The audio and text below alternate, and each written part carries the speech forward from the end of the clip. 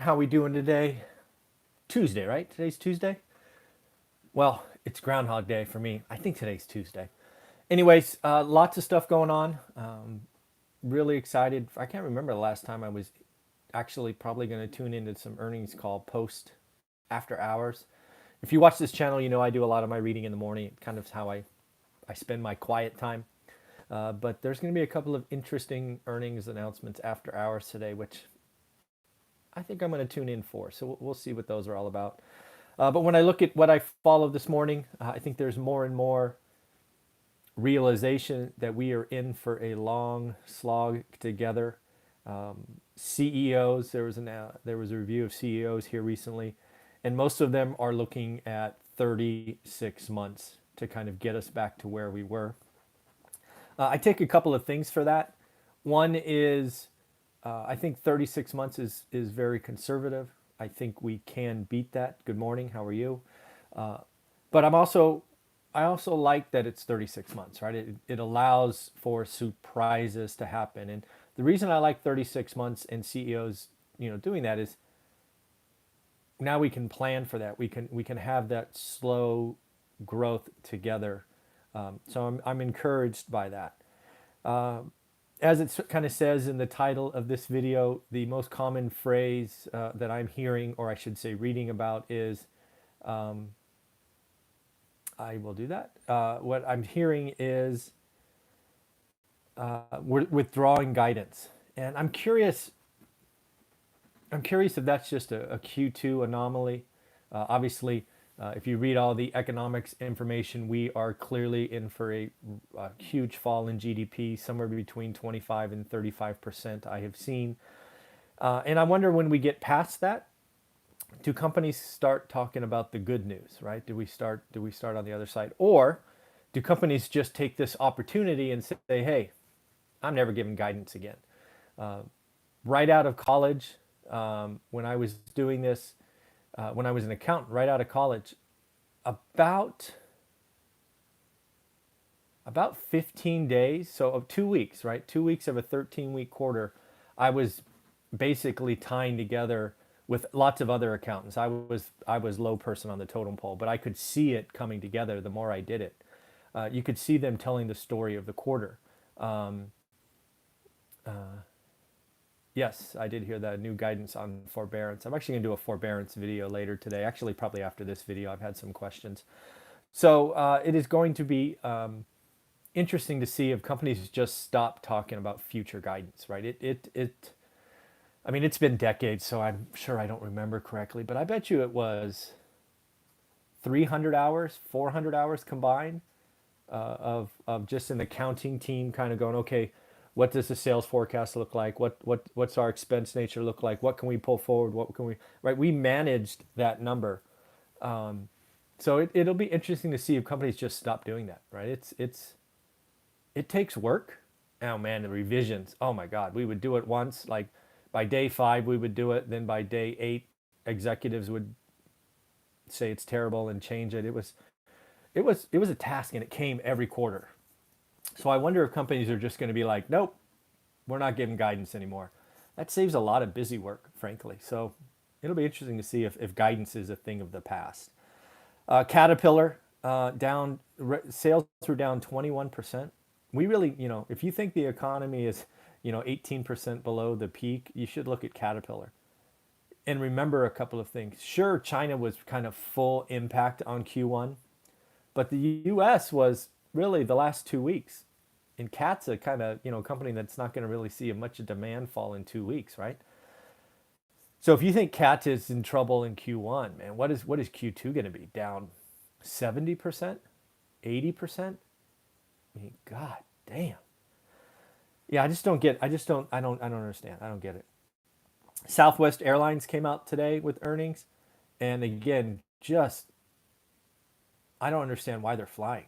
I mean, if you want to stop burning so much cash, ground the airplanes. Their revenue is down 95%. There is not a single flight flying, I am sure, that is break even. Sit them down. I mean, I don't understand why any airlines are flying at 95% reduction in occupancy. It is you know, really the only flights that should be flying are chartered or emergency cargo or you're in business to make money. You're not in business to light $10,000 on fire every flight or whatever it is. God, that's crazy. Then 3M came out with earnings announcement. 3M is an interesting study, myself included. I would have thought 3M was crushing it. They did beat guidance and all of that, but what they really highlighted in their call is there's a couple of sides to 3M, right? Sure, the PPE, masks, all of that stuff, crushing it, the surge capacity, all this stuff is cranking, but they have pretty big pieces of their business that are dependent on car manufacturing and other business that are sucking wind. So they took the opportunity to suspend guidance, but also cut capex expending, right? When big companies like 3M start cutting capex, that's a red flag, right? That is, ooh, the future isn't so bright, right? As an accountant, right, capex is something that you can take down. You can spread the expense over multiple quarters. You can take it all up front in some cases. You can do the kitchen sink quarter, which I think is coming in Q2, where you just clean the balance sheet of all the junk. Man, it's going to be messy. So I was shocked that 3M suspended guidance, but here's the deal. 3M said in April, the first 3 weeks of April, business was down in the teens. So let's call it 15%, 16%. They just said teens. That's a precipitous drop, and we all need to pay attention to this. I don't see the connection from Wall Street to Main Street, and it bothers me. Some numbers came out right before I started this recording. GM, yeah, no kidding. It is interesting to see consumer confidence fall. Richmond Fed negative 53. Just again, any economics numbers that come out for April are going to be record breakers to the negative, to the downside. We just should be expecting that. Did see an article again talking about the future and how we're going to get through this. They were basically saying get ready for the federal government to spend trillions more dollars. I don't think that's out of the realm of possibilities. And in fact, my hope is we focus still. I don't think we're halfway through this, but we're getting close to halfway. We still need to worry about testing and PPE and contact tracing and all of that stuff. So we build consumer confidence up even fragilely. And then it's got to be about infrastructure. We got to get people back to work. We got to do another great deal or new deal or whatever you want to call it as we come out of this, because we are going to have uncomfortable levels of unemployment, and we're going to have to get the country back to work in many different places. So a trillion or two or four or whatever it happens to be $1 trillion infrastructure bill that's a decade long, would be pretty phenomenal. So pretty interesting. It is interesting. I did check on purpose this morning the FANG stocks, right? Facebook, Amazon, Netflix, and Google/Alphabet, and they're kind of weak this morning, right? The Nasdaq's a little down. There's only 5 companies that make up the S&P 500, and it is going to be interesting to see because we have some earnings announcement after the hours, which again I will tune into.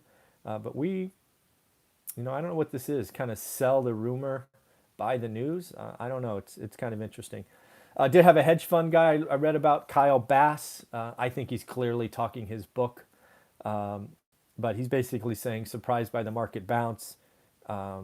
He's talking about the disconnect between Wall Street and Main Street.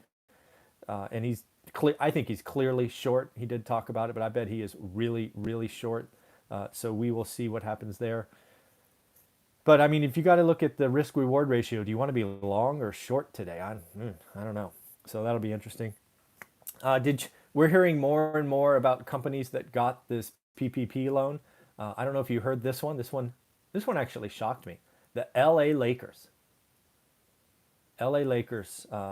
They have since returned it, but the fact that they got a small business loan, I checked it out. They're worth $4 billion. But they applied for and got a business loan. I'm happy to hear that the Lakers returned that, but that did shock me. Treasury Mnuchin is clearly upset with all these large companies taking money from the PPP program. So he has now instituted a fact that every company that received $2 million or more is going to get a full audit. So expect more embarrassing headlines like the Lakers, like Ruth's Chris, like all of that. So, yep, 2 million. That is a good thing for all of us, in my opinion. And 2 million's fine. I mean, what you had to pick a number because just given the size, you can't look at all of them. So 2 million made sense. I don't know if you saw this one. This one probably goes nowhere, but it is a sign of the future, and Amazon needs to be ready. There's a Republican senator named Josh Hawley, Hawley, no idea how to say that. He has asked the Department of Justice, DOJ, to open an investigation into Amazon. Amazon is going to be a target of the Department of Justice sometime in the next decade, no question. Amazon will be broken up sometime in the next decade. I don't think there's any question in that. And this is, I'm sure they've been looked at before, but basically the senator is saying, hey, Amazon is unfairly taking third-party data and using it to build or price their Amazon goods. Sounds like logic to me. I hope he has proof. But that would be non-good. So I think this is just the sign. If people are taking shots at Amazon in this kind of crazy environment, it is going to be a sign of what's to come. I mean, if you're old enough to remember when Microsoft became a target of the DOJ, they fended off suit after suit after suit until it eventually stuff happened, right? So Amazon, get ready. You better double, triple up the lawyers because the Department of Justice, it's going to come knocking. I'm guessing after this because right now Amazon is a savior for sure. But boy, I bet you Amazon is not what we know it is today in 10 years. It'll be pieces, as I'm guessing. And then you got to talk about Q2, right? More and more people are coming out and talking about record low GDP. People are talking about 30%. And then the last number I got for you today made me laugh out loud. Case Shiller. Can you talk about a more useless number today? Case Shiller, which is something I track, which again, this is a real estate channel, so we should all look at it. But it reported its February number on houses. And you would like to know that prices were up 4.2% in February. You know, it's always a lagging number. It's not new. This is not a surprise. It's just what happens. But we aren't going to really know what's going on in housing until we start talking about April and May numbers. February is useless. Frankly, March is useless. April, pretty much useless because, again, those contracts were signed earlier. So we've really got to see May numbers before we see the impact of all this. So in the end, in an interesting day, the disconnect from Wall Street to Main Street is still there. We have companies reporting horrible numbers and I don't think we're really looking forward like Caterpillar. That's a wake you up number, right? Down 21% in Q1 when most of the world, ex-China, wasn't even impacted by this thing yet. Oh, wow, watch out. Don't know why airplanes are flying. 95% revenue drop. Why let any planes fly?